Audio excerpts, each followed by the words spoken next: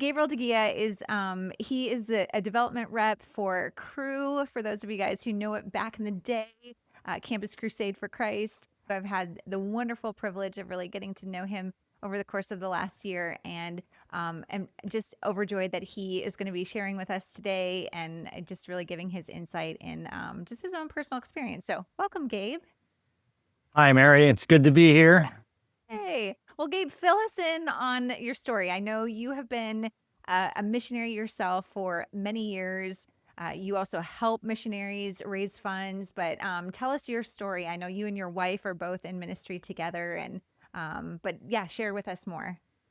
Well, I am the, product, so to speak, or the fruit of the work of a missionary. So, a Presbyterian missionary came into the Philippines long ago, and in his ministry led my grandfather and his wife, which would be my dad's parents, um, to the Lord, and that began our lineage on that side in Christ.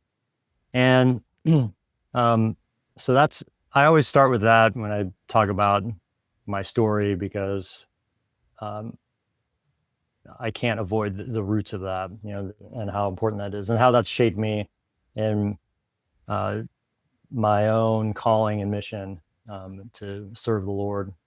Um, so when it comes to, how did we get to where we are today? Um, I like I said, I grew up in a family that loved God and had a passion to serve Him. That same grandfather of mine wanted to be a minister, a full-time minister, but was never able to. And then my dad came along, and he wanted to be a missionary doctor, and only accomplished the second part of that. He became a doctor, but he did not go into the mission field. Well, then I came along, and I went to college, and through that during that time was blessed to be brought into the ministry of Campus Crusade for Christ, and I grew tremendously during that time. Even though I had already grown up, made a faith commitment when I was young, much of my kind of formal discipleship occurred on the college campus in that ministry. And then by the time I graduated, I decided, I'm gonna give my life to this at least for a few years. And I remember talking to my dad about this. He had always been pro ministry, pro my involvement in it. And suddenly he was very hesitant and what I perceived as skeptical. And I was just shocked by this. I did not know that I would have any kind of pushback from especially my dad. And one weekend I was home and graduation was just a few weeks away, and he started to grill me. He started to ask me all these really hard questions of, why are you doing this? Is this just your way of avoiding real life? Is you've had all this fun as a student going on mission trips and that, and the other. You just want to just continue having fun. You don't want to grow up yet. And he was just asking me all these hard questions. And it Thanks, felt like Dad. oh, I know. Yeah. I was very blindsided by all that. And finally, after about what I thought was an agonizing 30 minutes of him asking me all these questions, shook his head 25 years ago. And Wow. I've had different roles in the ministry, from working with college students to uh, working as a executive travel assistant for our president of Crew. And then I've been a writer in our communication department for our publications, both print and online, and then working with the Jesus Film as a fund development rep. So it's been a great journey. In there, my wife, also joined staff. That she makes it very clear. She joined not because of me. There was I met her when she was still teaching, and then she joined, and her background was really has been a great former of my own view of the mission field, because she kind of grew up like as a missionary kid, and then she would enter. That was the roles that she entered into when she joined crew staff, who was working with missionary care. So she was focused on helping families report to their mission assignment overseas, caring for their children, um, holding international conferences, basically youth conferences for missionary kids. And I had an opportunity to join her on several of those and see the life of um, missionary families and children and the challenges that they have growing up. And so that really kind of deepened my heart for those who serve overseas more, because my entire full-time experience has been here Man. in the States. So um, that's working, and she did that for I'm not sure how many, it was a number of years, and then she joined me with the Jesus film. So Awesome. it's been a great experience. I love every part of it, and all the variety of different things I've had a chance to do, um, and it, I don't know if it is redundant to simply say I love missionaries. Yeah, no, not redundant at all. Well, and I love your story and the fact that, I mean, it's missionaries ultimately just really shaped your family so much. And so it's like it is a part of your DNA, even when you didn't even know it. Right, And so incredible. And I think that, you come from such a really interesting background, and I really do want to dive into the topic of just the scarcity mindset that just takes root inside of so many of our missionary families, our individual missionaries. But, you mentioned that your dad is a doctor, and, you come from a family that it sounds like they've done fairly well for themselves and probably didn't live in poverty as a child. So tell us a little bit about your that story of moving from, being under the roof of your parents and then moving into this role of a missionary and having to raise your own personal support. right. You know,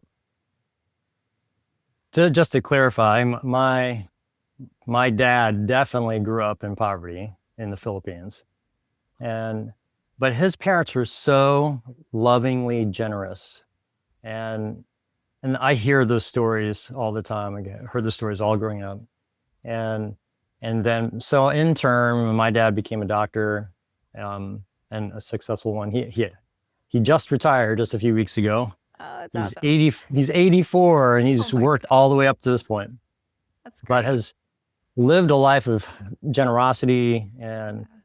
and certainly when I was growing up, didn't experience the things that he experienced as a child. And so while we did, definitely wouldn't say that we were um, wealthy in the American sense. We definitely didn't have any wants that were kind of left out there. But uh, I would say the greatest thing about my dad and my mom was, even though they grew up, both of them, in a poor situation, um, they really did a phenomenal job just raising us to have a healthy view of money, and saving, and just like basic things that Yeah. most people, you realize, don't actually have a grasp on. And that's why Dave Ramsey's so famous, Right. is just these basic things of, not going into debt, saving, living within your means, being generous to the Lord, to the church, and the people. And so that was my kind of foundation. And and I will also say, somewhere in there, I actually loved having money. I didn't. One of my favorite things to do was to empty my piggy bank out on my bed and count the money. and then put it back in. There was this cool little slot that would ding whenever I put things in there. Yeah. And that was my favorite thing. I would never spend it. I would never spend it. I would just dump it out like once a week, count it all, and then put it back into the bank.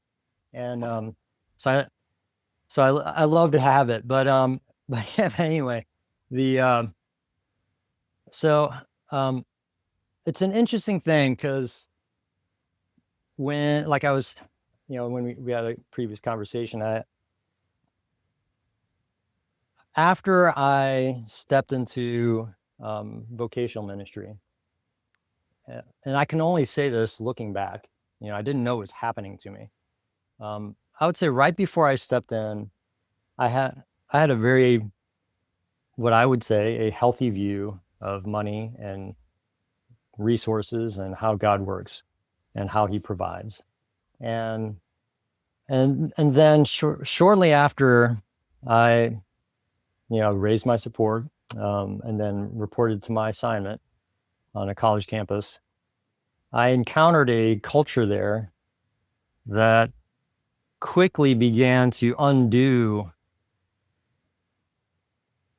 all that foundational training that I had growing up. Yeah. And I didn't know it was happening, but I quickly adopted this scarcity mindset of, oh, well, what's the cheapest way to do this? And what's the cheapest way to do that? And where can we spend less money? And, and, oh, we don't, I should probably raise some more support, but it's kind of looked down on, this, well, you don't need to do that. That's just going to take up time that you could spend reaching more students. Yeah. And, or, yeah, it was that sort of thing. Here's an embarrassing story. I'll tell you this embarrassing story, Mary. There were some staff members on my team who, our job is to disciple students, right? Sure. We're reaching out to students who don't know God, and then those who do, we're discipling them. And you become friends with these students. And on, most any college campus, students who are living on campus have, how do they eat? They have meal cards, right? That they can use in their food court, in the cafeteria, whatever. And most of these students do not use all of the credits that they have. They just have an abundance of these credits. Right.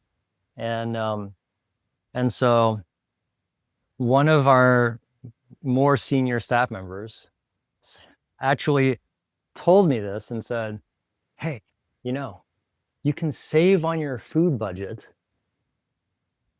by having your Bible study during meal times, and your student, at least one of those students, are going to pay for your meal, because it'll just automatically happen. Yeah. Because they just have so many credits, and one of them is going to offer, hey, what do you want? And I'm like, oh, really? Is that a thing? And they're like, oh yeah, we all do it. I'm like, really? And they're like, oh yeah. And then if you're eating in the cafeteria, it's all you can eat. So I'm thinking, okay, that's it. Is that okay? I guess well, you guys are doing it. Yeah. And so I did it.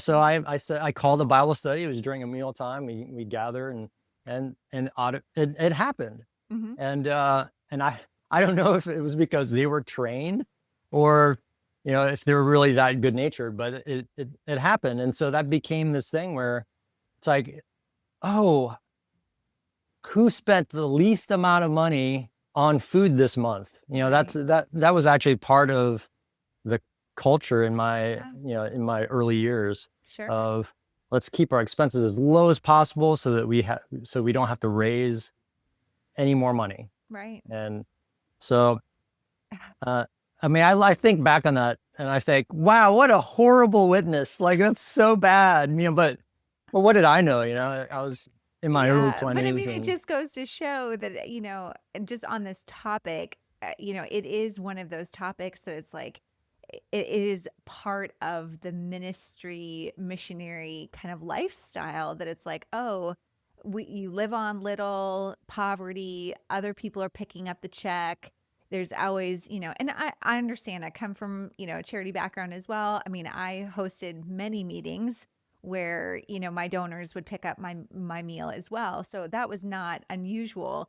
But the fact that it's like you're gaming the system so that you can cut your budget so you don't have to work as hard to get more donors on board. It just is, it's so counter, right? Like to just, I mean, think about business leaders, versus nonprofit or ministry leaders. It's like business leaders are more, they're working towards making more, providing whatever. It's just everything's more. And on the opposite side, on the ministry side, it's less. It's trying to have to, raise less or bring in less money. So how did you like now, I mean, you've obviously been doing this for several decades now. And what turned things around for you that made you shift away from living on the bare minimum to, hey, I'm providing for my family, I'm raising support as a career. How did you make that shift then in the process? There were two things that really stand out, that I look back on that were kind of fence post moments. And I would say actually there would be a third, but I made mention of the fact that after several years working on campus, I was asked to serve our president and travel the world with him. And when I entered that environment, I was instantly introduced to a completely different mindset on income, and I was also instantly introduced to people who were major donors to the ministry and how much joy they gained from participating on the high level that they were from a monetary standpoint, and watching how they would interact with our president and the meetings that we would step into, and watching how they would make decisions. There's a particular moment I remember when we were traveling to go see a longtime friend of the ministry, a major donor to the ministry, and we essentially were going on a support meeting, but on a completely different scale. Sure. Yeah. And to that point in time, the only type of support appointments I ever had was to ask someone to join my team for, $100 a month, and that was at the peak. That was that highest ask. Right. And then we were going into this private meeting in this home, presenting a $16 million project, asking for a lead gift of $1 million,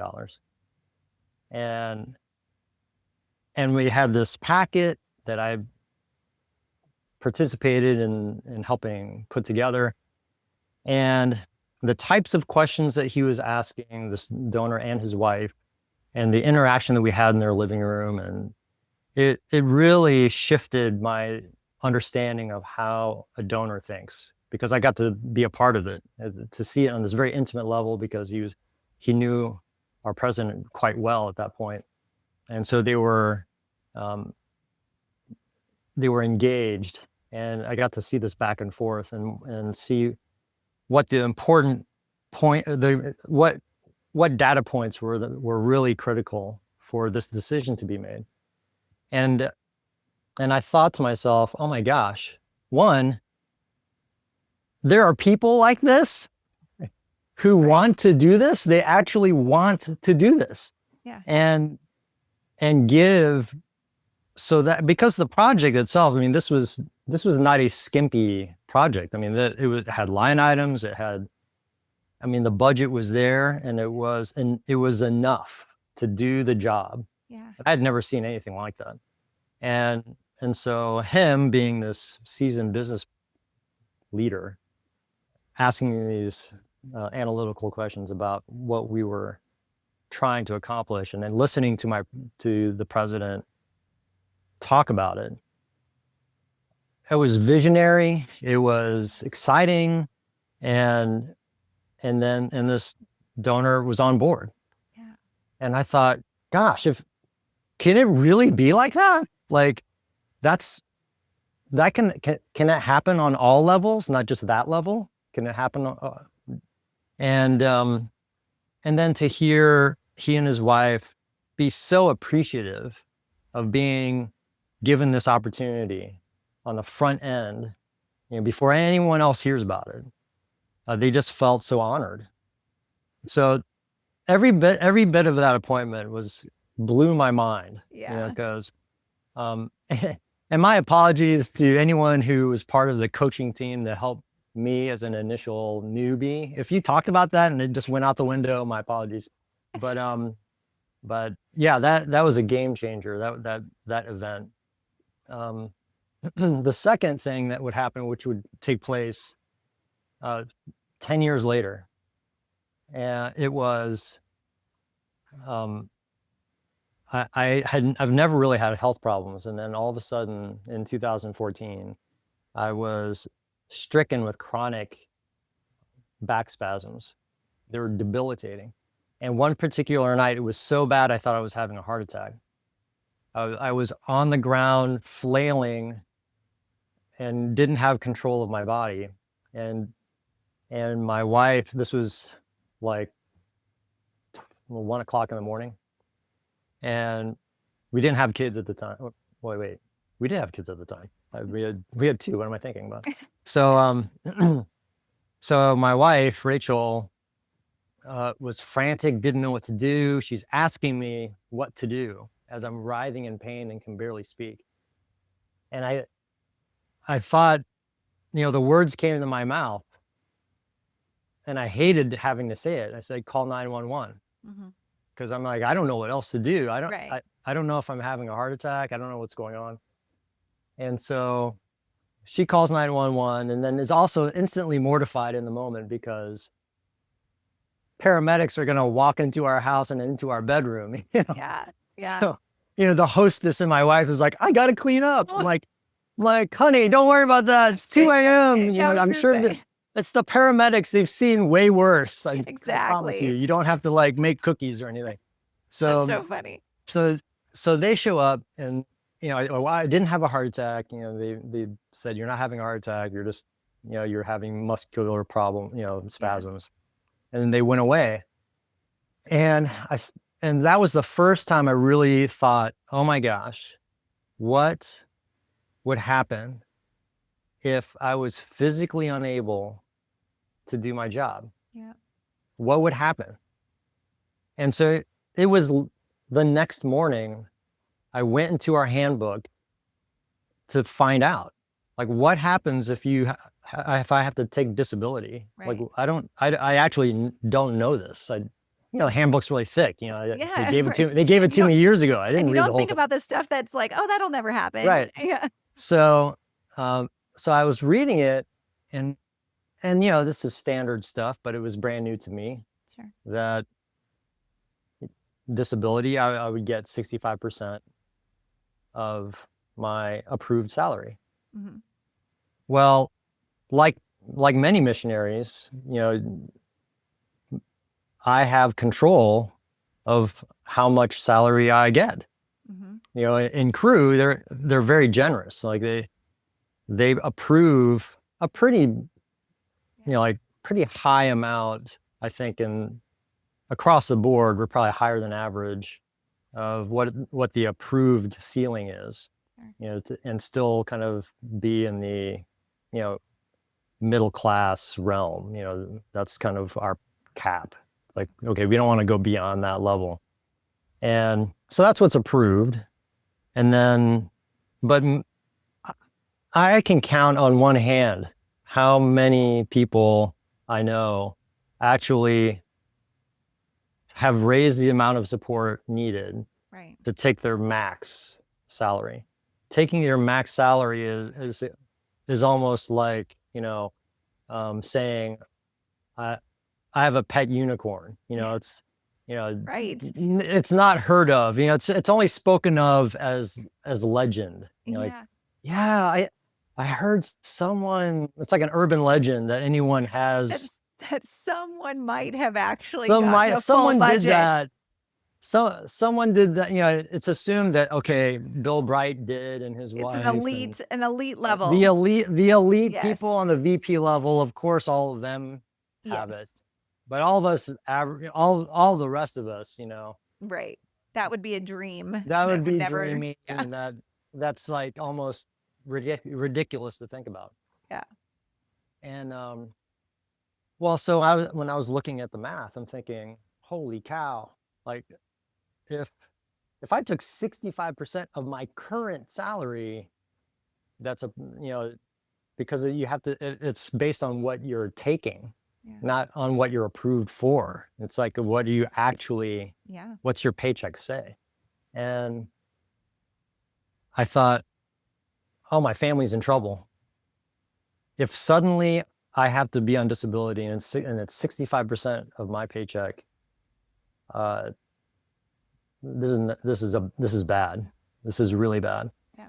And then right after that, I met a colleague who was the longtime tour guide at our campus headquarters, who she raised her own support, and she actually she was battling cancer at the time, and I had this conversation with her, and she did not know I was dealing with back spasms or anything, Yeah. but she I hadn't seen her in a while, and she just came up to me, and the first thing out of her mouth was, "Gabe, can I ask you a question?" "Oh, sure, yeah." "Do you take your maximum salary?" Why in the world are you asking me that? Yeah. Where this is not there was no precursor to this Yeah. conversation. She just comes out of nowhere. And I didn't even get to answer. And she said, "If you're not, you need to start doing it now." I, okay. Why? And Yeah. she said, and then she explained everything that I had read about just the night before. Yeah.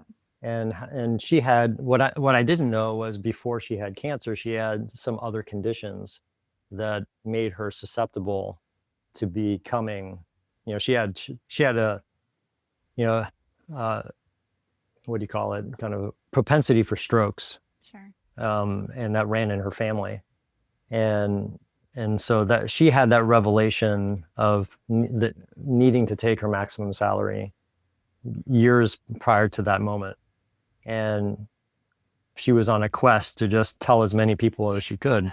Good on her. So, that was those two things really were these kind of wake up calls of, oh my goodness, and one, it can happen, and two, wow, I really to be a responsible husband and now young father, this needs to be in place. Absolutely. Well, and just to reiterate that, I can't tell you how many people, I talk with and work with that, it just seems like retirement and, you know, health problems that just seems so far away.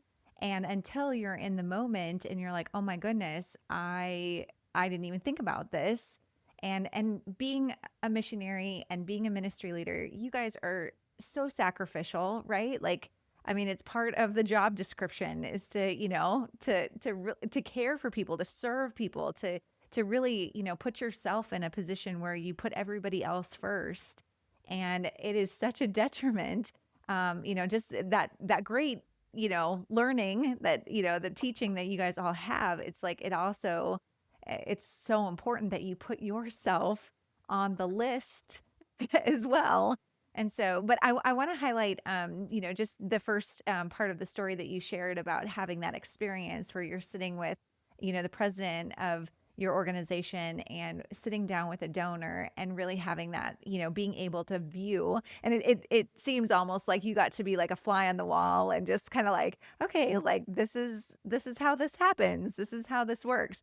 And trust me, I have been in that position many times. And I think that that's kind of where my eyes opened up as well. Cause I was like, oh my gosh, there are people like this. It really does. It like kind of hits you. Like, I can't believe that there are people in this world that are that generous, that have that much money, that want to be a part of something this big, you know. So, and it just, it changes you forever when you meet somebody like that, which is why I always try and bring new people to the table to introduce you guys, you know, like just the people that we work with, to say, okay, look at this person, look at what they do with their lives and how they give. But tell me, when you started getting more and more into that, you know, fund development position and starting to raise those bigger dollars, you know, what happened when it came to like just really getting to know your donors and starting to build that relationship with them and ministering to them as a missionary? Like, what happened in that relationship that kind of flipped the switch for you to really look at your donors in a different perspective? You know, there's this one particular meeting I had where I was pretty new. I wouldn't say I knew exactly what I was doing. You know, I knew that I was supposed to care for these set of people and keep them connected to the ministry. And I think early on, not that it doesn't still happen, but there was a level of being intimidated. Yeah. And because I'm looking at these people, they're accomplished, they're business leaders, they're incredibly successful, they are looked up to in their communities. And I think, you know, I was kind of viewing them as, oh, well, I don't know what I have to offer them. You know, they have clearly arrived, Sure. and I'm just this young guy, and somehow, you know, they've given me a time slot to take up in their day, and I just don't want to be a waste of their time and mess it up. So, there's this one particular meeting that I had. I had to drive through uh, a snowstorm to get to this particular meeting place. We were meeting uh, at a restaurant, and and we had a chance to swap stories. It was really one of the first times I had a chance to meet him, even though he had been an active partner with the ministry for many years before I met him. And so I I just sat across the table with him and wanted to get to know him, and started asking him questions about their history and what they're passionate about, and really at the end, how I could pray for him. And he he completely unexpected for me, uh, shared his heart about a number of different things that were quite private, and there were some stresses going on in his work and his business. The place where he, uh, I should say, the small community that he was a part of, everybody knew him, and so he, well, unbeknownst to me, he played his cards close to the vest, and you know, because he couldn't really be incredibly vulnerable to really anybody, and so here I was as an outsider, um, not a part of that living community, and he felt safe with me to talk about all these different trials that he was going through, and we just spent that time in prayer and talking, and so he that was a marker in certainly in our relationship, but he would say in his life for the next many years. You know, he would always reference that, and and that and we our relationship built from that point forward. But um he would often remind me of, hey, do you remember that time we went to that restaurant? He goes, man, Wow. God sent you at that time, and I will never forget it. I'm I thank God for that moment that you and I spent together all the time, because I felt like there wasn't anyone I could really talk to, and then God sent you. And I'm thinking, I was just trying to show up and do my job as a young Yeah. guy, and had no clue how much God was going to use that to minister to him. And and and so that's one of Yeah. that's one of those key stories that I have, as far as when did I start to see people as, at least our partners, as people who, um, we are to, they're still on the journey. They didn't arrive yet. They they're still striving to serve God in the way that God's called them. Sometimes it's foggy. They don't necessarily know how to do it. And our partnership sheds light and brings clarity so many of the times when you're like, oh yeah, this is why I'm working. This is why I'm running this company. This is why I do what I do. Yeah. It's for the building of God's kingdom within the realm of the marketplace, but also outside of it, as we pour our resources into the ministries God has led us to be a part of. Yeah. And one of the slogans we have is to help people grow rich toward God. And that slogan has been a guiding point for me, for the last 12 years. Yeah. That's the goal. It's where God places us as missionaries into the lives of people to help them grow, to help them grow rich toward God. And it might be maybe too formal to say disciple them, but to have that mentality of, oh, I'm an agent to help this person grow closer to the Lord and for what he's calling them to do. Yeah. So, I would definitely use the term discipleship, because I think that we forget that that donors, or those who are in the marketplace and working in the business, space, they don't get to spend their time around, people who are going to be praying for them, who are going to be ministering to them. I mean, they're the ones that have to be in charge. They're the leaders that are leading the others. So I think we forget that they're in a very, they need the same thing that all of us need, and it's to have someone that actually cares, that's praying, that's a part of their journey and can see their desire to do something for God's kingdom. And so that's really incredible. And I appreciate you sharing that, because I think that we forget so often that donors are, I mean, they're just people, and they're trying to navigate this crazy life just like all of us are. So, and I will share, Gabe, my first experience working with missionaries, I sat just like in awe. Like, I mean, I'm like, people live like this? Like, I mean, I just would watch these missionary friends of mine, and I was like, you guys have, and I hope that people can hear this, is that you guys really live an incredible, like almost magical life, because of just the love that you guys have for, I mean, that missionary families, it's like you guys thick and thin, like you traveling together, you're living on less, and so you're creative, relationships are so important within your family. And so I just watch, parents with their kids, and I'm like, so many of our marketplace leaders and business leaders are going to, they don't have that same kind of life. And so they're going to watch your family and watch your lifestyle in the same sense of awe that you watch theirs.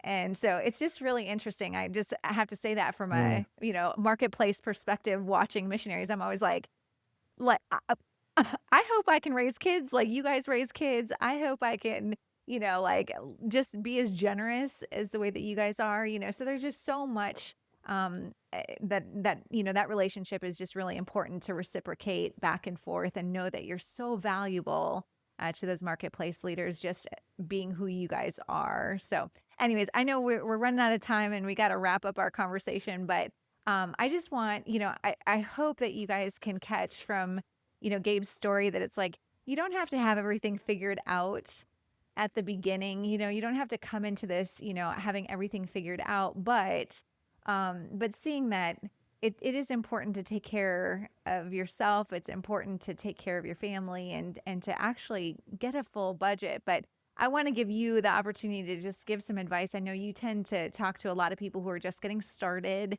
And then a lot of people who are, hey, they've been doing this for a little while and maybe they've lost some support and they maybe just feel a little bit frustrated and down about having to like redo this again. But, what advice would you give to somebody who's in that position of having to raise support and getting out of that, just barely making it and moving into that, okay, we're actually doing well and taking care of our family and the lives that we want to live. Yeah, Mary, before I give any kind of advice, I just want to also say that uh, I have received a $1 paycheck. Yeah. I've received a $5 paycheck, and so I don't want to.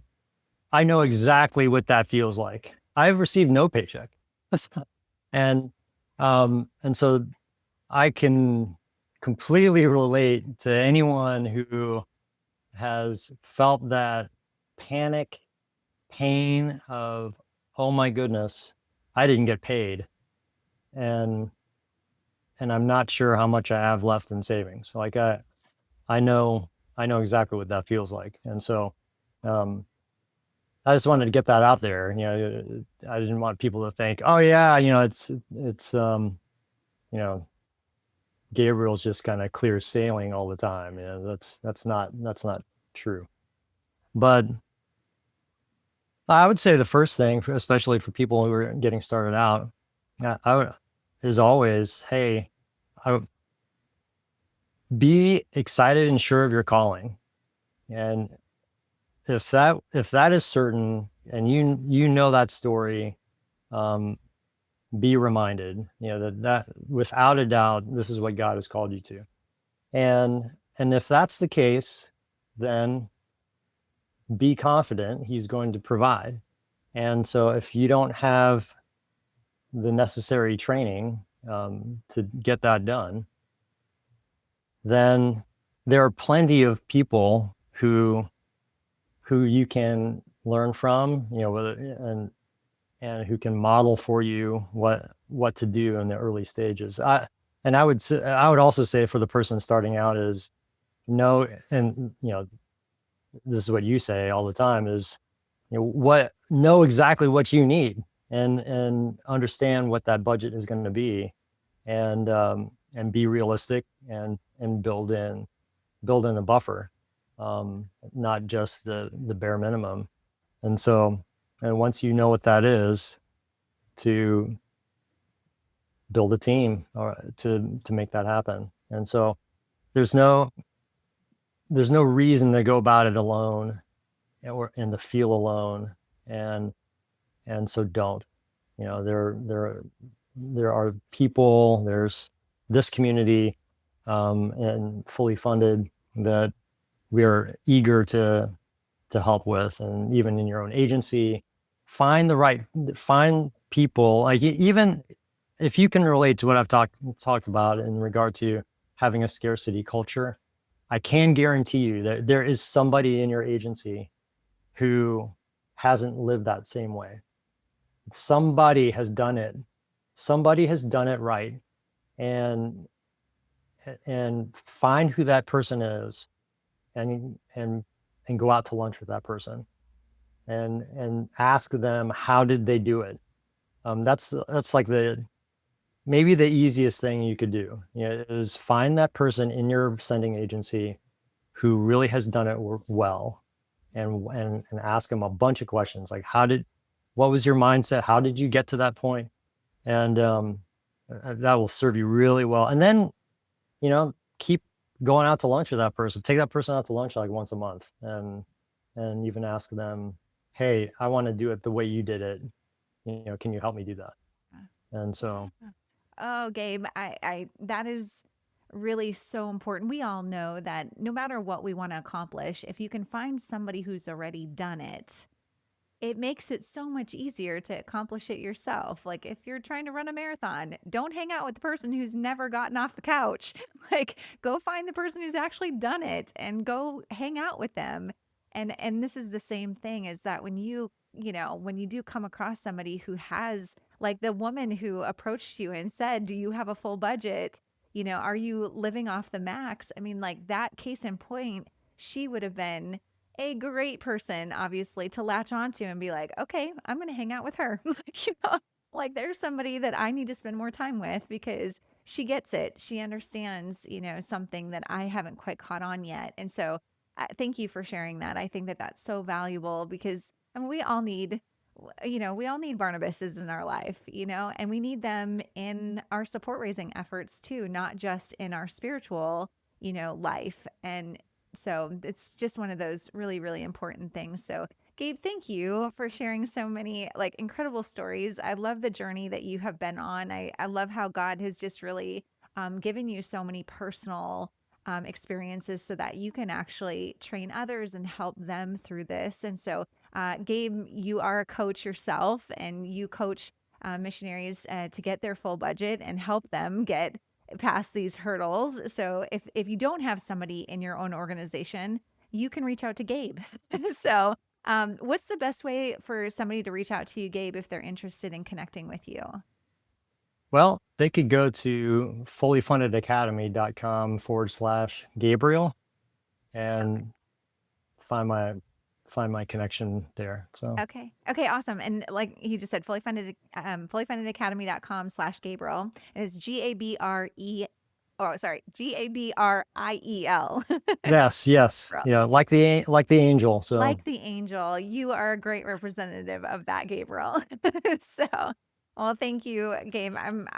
Just really thrilled about just how God has used you and just your heart for missionaries. And like you said at the beginning of our conversation, you're just passionate about helping missionaries as I am as well. And I think that there's so much more that can be done. And I just hope people can hear that it's possible. And Gabe, you're a fully funded missionary today and providing for your crew and also helping others along the way. So Gabe's a great person to aspire to be more like. So thank you so oh, much thanks, Mary. for being a part of today's conversation. And I look forward to seeing you very soon. Thanks, Gabe. Thank you, Mary.